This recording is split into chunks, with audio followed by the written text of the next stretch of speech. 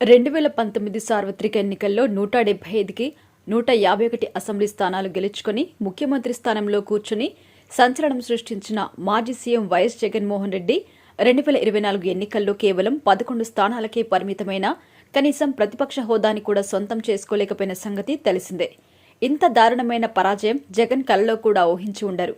ఈ పరాభవాన్ని తట్టుకోలేక ఆయన అసెంబ్లీకి కూడా రాకుండా ఉంటున్న విషయాన్ని మనమంతా గమనిస్తున్నాం. మొదటి రోజు ప్రమాణ స్వీకారం రోజు మాత్రమే ఆయన వచ్చారు.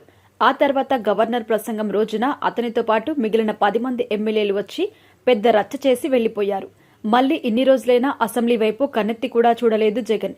ప్రతిపక్ష హోదా ఇస్తేనే వస్తామంటూ ముందుకేస్తున్నారు జగన్. రాజ్యాంగబద్దంగా ప్రతిపక్ష హోదా దక్కాలంటే ఖచ్చితంగా 18 సీట్లు వచ్చి ఉండాలి.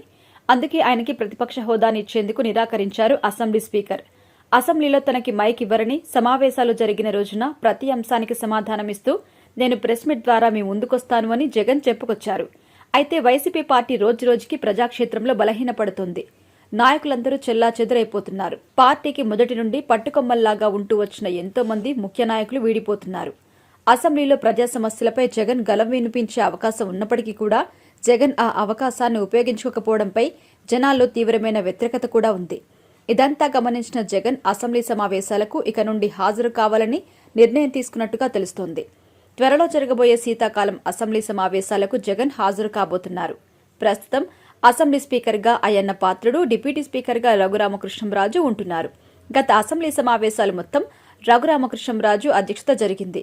అసెంబ్లీలో ప్రతిపక్షం లేక సమావేశాలు చూసేవారికి ఎంత బోర్ కొడుతున్నాయో అందరం చూశాం. చంద్రబాబు, జగన్ గతంలో ఎన్నోసార్లు అసెంబ్లీలో వాదోపవాదాలు చేసుకున్న సందర్భాలు మనమంతా చూశాం. కానీ పవన్ కళ్యాణ్, జగన్ మధ్య వాదనలు ఇప్పటి వరకు చూడలేదు.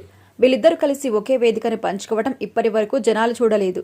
వీళ్ళిద్దరూ రఘురామకృష్ణంరాజు అధ్యక్షతన జరిగే సమావేశాలు ఒకరికి ఒకరు కౌంటర్లు ఇచ్చుకుంటే ఎలా ఉంటుందో అతి త్వరలోనే మనం చూడబోతున్నామన్నమాట. ఇక నుండి అసెంబ్లీ సమావేశాలు చాలా ఫైర్ మీద ఉండబోతున్నాయి.